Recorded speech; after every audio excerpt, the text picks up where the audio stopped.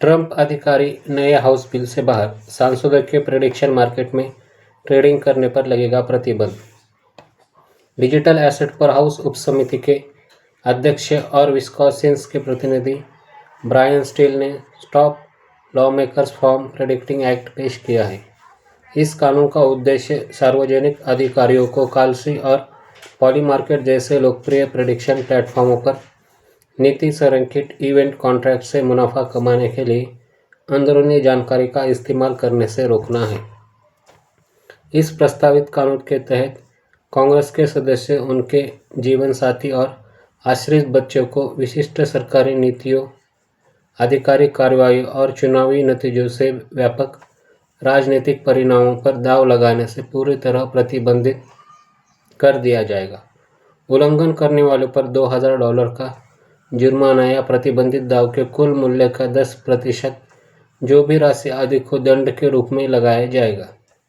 ये विधेयक सामान्य खेल, सट्टेबाजी या सामान्य प्लेटफॉर्म उपयोग पर कोई प्रतिबंध नहीं लगाता है, बल्कि इसका पूरा ध्यान राजनीतिक परिणामों पर है।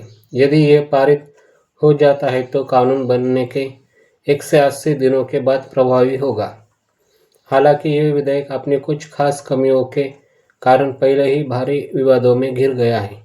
कैपिटल हिल को निशाना बनाने वाले इस कानून में राष्ट्रपति डोनाल्ड ट्रंप और उपराष्ट्रपति जेसी वेंस सहित व्हाइट हाउस के अधिकारियों को पूरी तरह से छूट दी गई है। यह छूट ऐसे समय में आई है जब कार्यपालिका और प्रेडिक्शन मार्केट इंडस्ट्री के बीच गहरे संबंध बने हुए हैं। डोनाल्ड ट्रंप जूनियर वर्तमान में कल्सी के राजनीतिक सलाहकार और पॉली मार्केट के सलाहकार के रूप में कार्यरत है। ये वही प्लेटफॉर्म है जिसने हाल ही में व्हाइट हाउस में आयोजित एक हाई प्रोफाइल यूएफसी कार्यक्रम को प्रायोजित किया था।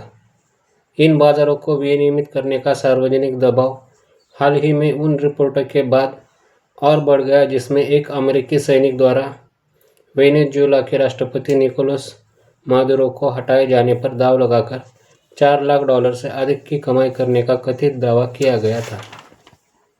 इसके साथ ही एक व्यापक विनियामक लड़ाई भी सामने आ रही है। ट्रंप प्रशासन के तहत commodity futures trading commission CFTC के अध्यक्ष माइकल सेलिंग ने प्रेडिक्शन मार्केट्स पर विशेष संघीय अधिकार क्षेत्र का दावा किया है।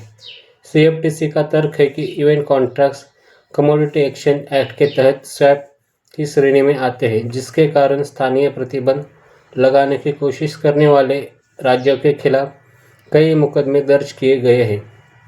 कानूनी विशेषज्ञों का अनुमान है कि यह अधिकार क्षेत्र की लड़ाई अंततः सुप्रीम कोर्ट तक पहुंच सकती है।